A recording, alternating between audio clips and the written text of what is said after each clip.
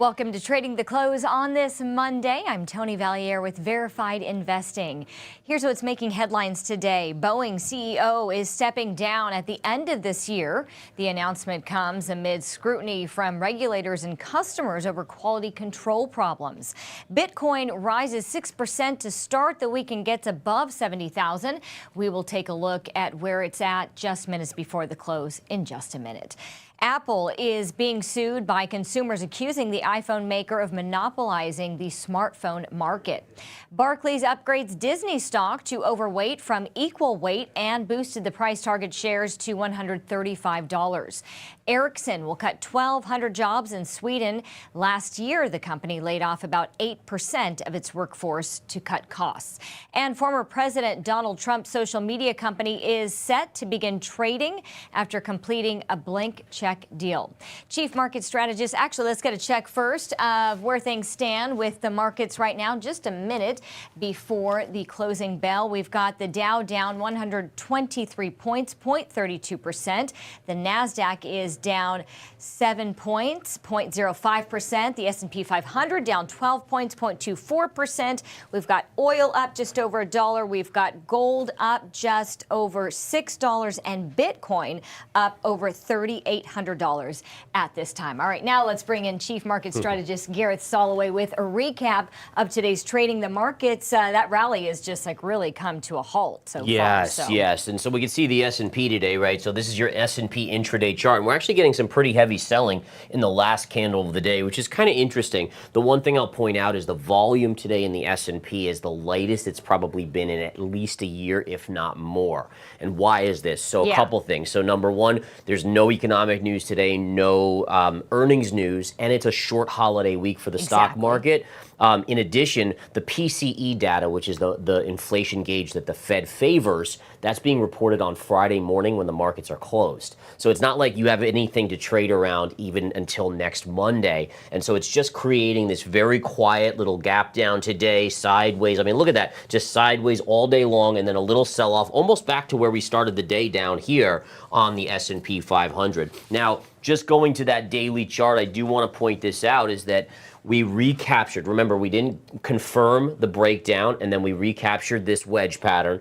Today, though, we're back below it. So even though the volume is probably going to be light this week, I'm curious if it's telling us something. Like if we confirm the breakdown below that wedge, does it tell us something that whether or not it happens this week in the light volume, maybe it tells us of a bigger move down next week. And I'm watching that very closely. So we'll update you guys, obviously, but we will close below. In fact, the markets are basically closing now. We're going to close below this wedge again.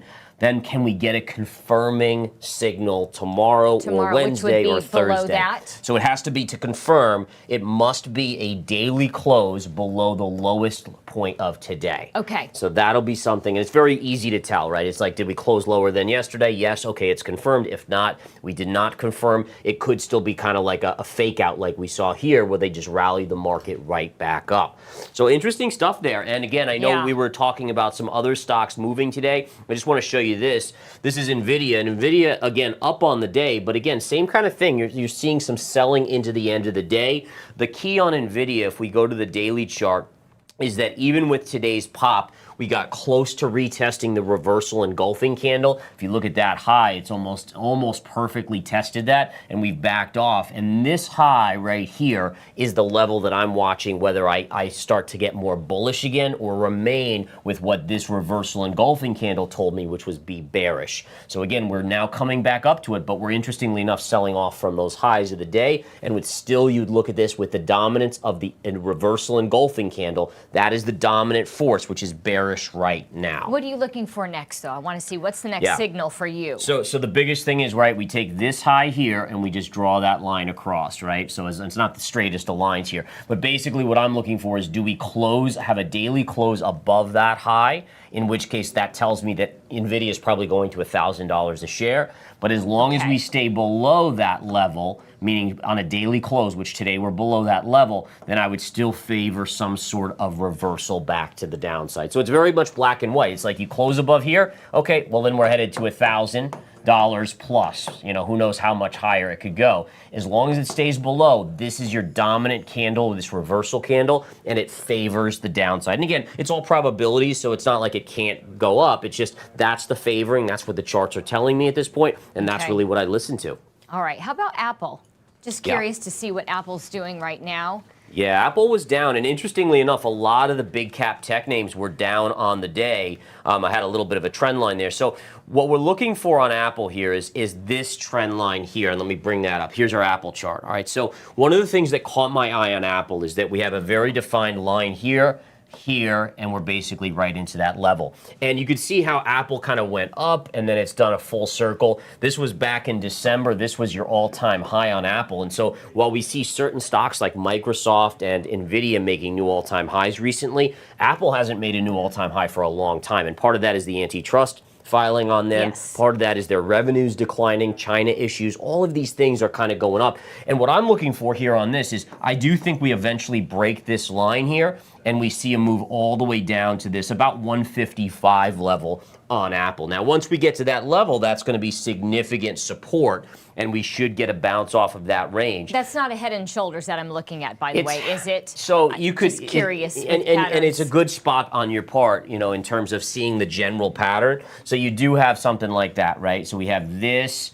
The only issue I would say is that's a really small, very small head and shoulder pattern. Now, if you want to go that route, what's amazing is you have to calculate the target. We drop that plumb line down here from the highest point of the head and shoulders to the neckline, and you actually take that distance, and if it breaks here, okay, you actually have to map that down, and you actually go all the way down to 135-ish per share. So, I mean, you know, basically almost any way you look at this chart, it's not a very good picture. The only saving grace is that it hasn't broken the support yet. So this line right here, it's still holding on to that line. Wait for that. We'll have to watch and see what happens. Okay, and then what about Tesla? Yeah, let's look at Tesla real quick here. So if we look at Tesla, Tesla opened lower today. There was some negative, like a downgrade today and so forth.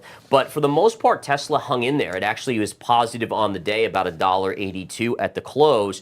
And the biggest thing I just continue to look at is this bigger pattern, right? So you have connecting lows going back to the COVID low right here, and then connecting through the October or November 2022 low, and that gives us this zone right down here. So even though we're, you know, again, even though it was positive today, the deep down it looks to me like it's going to want to head this level and at least test that before it gets a significant bid again. And again, if you look at the markets, we're right at all-time highs, but Tesla's way off its highs. And so if you think about it like, okay, well, what if the market just pulled back 5%, like a run-of-your-mill 5% pullback? You would at least think Tesla would at least come down a little bit and test that level. And then I think at that point you say, okay, here's a level, as long as it holds, you buy it. And then if it breaks you and confirms, you obviously step aside. But this does give us an opportunity down here at this, let's say, 145 to 150 level. Okay, and we got to touch on Bitcoin because it has hit a new all-time high, if I'm correct here, went to 70,000. Not quite all-time high, but close, right? So we're back to 71,000. It's been a tremendous, really what was surprising to me is that Sunday, the volume was so small. On weekends, generally, Bitcoin's volume is small, and it was, but still Bitcoin had a big move on Sunday. And then today it followed it up with another move up. Now, interestingly enough, look at this. So we have this channel, right? This channel, these parallels here.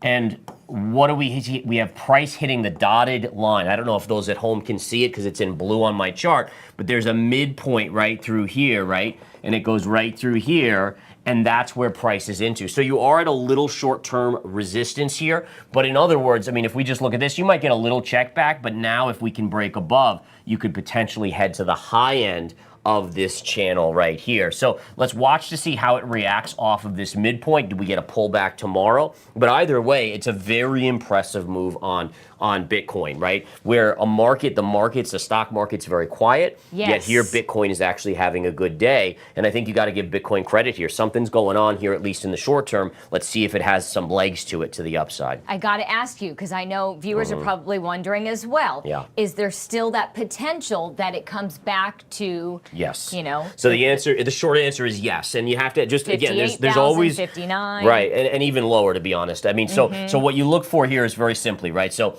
as long as we stay within this or on top, and again, you can see how you hit it here, and then you bounce, and then you retest it right here, and you're bouncing again. So as a technician, what you're going to look for is as long as you hold this line, then you can say, okay, well, it's trading inside of this range, so it could even go up here. But if it breaks this, that's where you start to say, uh-oh, now Bitcoin is in trouble. So you're looking at right now, this looks like it around 65,000 and change. If you close below and confirm, then you've now broken the channel, and you would expect a bigger move to the downside in general. You see this little area right here, that flat line tells me there's support there. And then here is your the spot ETF approval high, and we draw that right across, and it basically gives us a range between 52 and 48,000 as your downside target. But again, that's only relevant if you break this channel and price confirm it. Right, you want to see confirm. You know, don't just think, oh, it just got below there for an hour. Holy cow, it's going to break down. You got to really make sure, because again, the institutions just love playing around. They do that because it's profitable in this right? chart. Yeah. So it's profitable for them to kind of push it a little bit below the level and then rip it back, because they know people are either exiting their positions long and going short, or vice versa, stopping out, and they can just make a lot of money that way. It's really once it confirms that you start to say, okay, the probabilities now are that it's a real breakdown versus a fake out. Okay, anything else you want to touch on? I know we've got oil up, we've got gold up. So gold's a little bit of a move today. I mean, oil's the more interesting one if we go to the chart here. So again, I still have this general shorter term bias that's around that 84 to 85 level. If we bring up oil here, and we are getting that little bit of a push, so we're going to watch to see if we take this out. If we do take it out, there's your trend line, down sloping trend line right there. The thing that I brought up today that I think it was a new discovery this weekend was that if we, let me just remove some of these lines to keep it as simple as possible. If we go out and zoom out, right, to the COVID lows going back to 2020, there's a trend line here. Let me put it in now for us. You guys can watch it on the screen. But basically, there's a trend line in the underbelly that we've been hammering on. So again, if we look at this, COVID low right here, and look at how price broke, and then it can't get back above that orange line. And now you have this secondary line coming down that's going to work as like a ceiling. It almost reminds me of like Indiana Jones, and like the ceiling's going to crush you or something like that. And so if we zoom in here. Makes me claustrophobic. I know, right? There you go. But if we zoom in, so this is where you have to look at your time frame. So short term, meaning over the next 1 week, I still favor a move up where maybe it pierces this line and touches here. But then over the bigger picture, this is a bearish pattern. And I honestly think that oil is getting ready to see another significant down move off of that. So, I mean, this is the maneuvering of a trader where you have to look and say, okay, well, this is probably can get up here, but at the same time, what happens in a month from now? Then now the charts, once we achieve that, you now look at some downside. You see what's so ahead. It's so cool, you like to see this kind of stuff. Yeah, it is. So I'd look for some downside. Maybe we hit 84, 85, but then watch out below. I think we start to roll over. All right, Gareth, thank you so much. Thank we you. appreciate it very much. And remember, you can always catch Gareth navigate the charts in real time every weekday morning at 9 a.m. right here on the Verified YouTube channel. We will see you back here tomorrow for Trading the Close. Make it a great rest of the day.